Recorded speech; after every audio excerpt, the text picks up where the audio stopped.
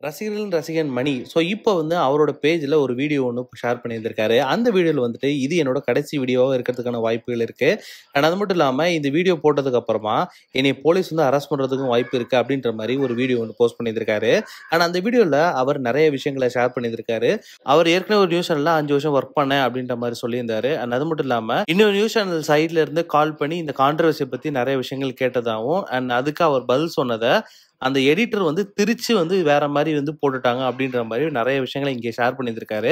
So, அந்த news சேனல்ல வந்துட்டு மணி அவர்கள்ட்ட என்ன மாரியான கேள்விகள் கேட்கப்பட்டிருந்துச்சு, அண்ட் அதுக்கு மணி அவர்கள் என்ன சொல்லியிருந்தாரு அப்படின்னா, அந்த வீடியோல இருக்கிறது உண்மையாலுமே நீங்க தானா? அப்படின்ற மாரி நியூஸ் சேனல் சைட்ல இருந்து கேட்கப்பட்டிருந்துச்சு. அதுக்கு மணி அவர்கள் என்ன சொல்லியிருந்தாருன்னா, ஆமா அந்த வீடியோ இருந்தது நான் தான். பட் அந்த வீடியோ 2 வீடியோவா இருந்துச்சு. அதுல முதல்ல வந்த வீடியோ வந்து நான் தான். ஆனா 2வதா வந்த வீடியோ வந்து நான் கிடையாது.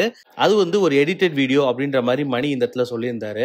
அண்ட் அது மட்டும் இல்லாம இன்னும் நெறைய கேள்விகள் வந்து மணிகிட்ட கேட்கப்பட்டிருந்தப்போ, மணி வந்து ஒரு ஃப்ளோல ஒரு சில விஷயங்கள ஓப்பன் அப் பண்ணியிருந்தாரு. ஸோ, அந்த விஷயங்கள் என்ன அப்படின்னா, எனக்கு அந்த வீடியோ கால் வரும்பொழுதே தெரியும். ஆப்போசிட் எண்ட்ல ஒரு பொண்ணு வந்துட்டு நிர்வாணமா இருப்பாங்க அப்படின்றத என் ஃப்ரெண்ட்ஸ் கிட்ட சொல்லிட்டு தான் இந்த காலே நான் அட்டெண்ட் பண்ணேன். என் ஃப்ரெண்ட்ஸ் கிட்ட இப்ப நான் கால் அட்டெண்ட் பண்றேன் பாரு, ஆப்போசிட்ல ஒரு பொண்ணு நிர்வாணமா இருப்பா பாரு அப்படின்னு சொல்லிட்டு தான் நான் அட்டெண்ட் பண்ணேன். அண்ட் அதே மாரி அந்த பொண்ணும் நிர்வாணமா தான் இந்த இடத்துல இருந்தாங்க.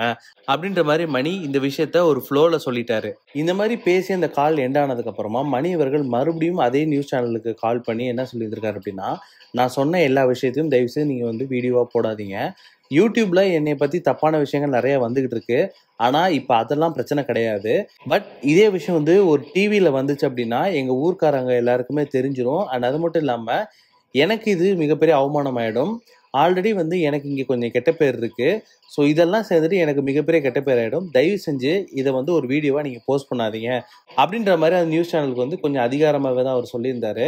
பட் அந்த நியூஸ் சேனல் இது எல்லாத்தையுமே வந்து டெலிகாஸ்ட் பண்ணிட்டாங்க. மணி அவர்கள்ட்ட வந்து இந்த மாரியான நெறைய கேள்விகள் கேட்கப்பட்டப்போ, அவர் மேனிபுலேட் ஆயி இந்த மாரியான பதில் அவர் சொன்னாரா?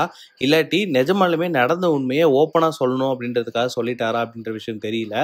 பட் இப்போ மணி அவர்களுக்கு வந்த கெட்ட பேர் வந்து மிகப்பெரிய கெட்ட பேர் ஆயிடுச்சு. ஸோ, இந்த கெட்ட பேர்லாம் போகணும் அப்படின்னா, மணி அவர்கள் வந்துட்டு இங்க நடந்த விஷயம் எல்லாமே பொய் அப்படின்னு சொல்லி தகுந்த ஆதாரங்களோட நிரூபிக்க வேண்டும்.